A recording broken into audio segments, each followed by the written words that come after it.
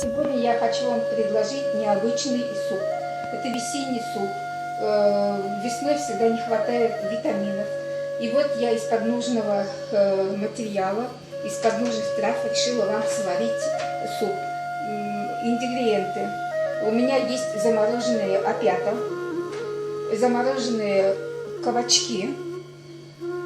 Из сада я собрала щавель, пучок лука зеленого, пучок крапивы, пучок ревеня.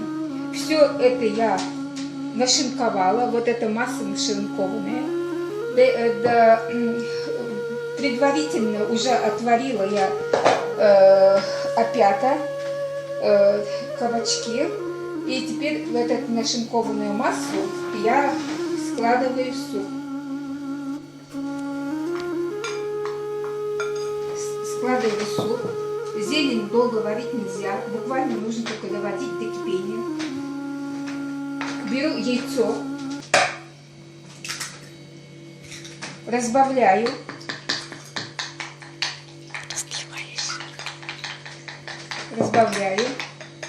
разливаю, наливаю в суп, взбалтываю.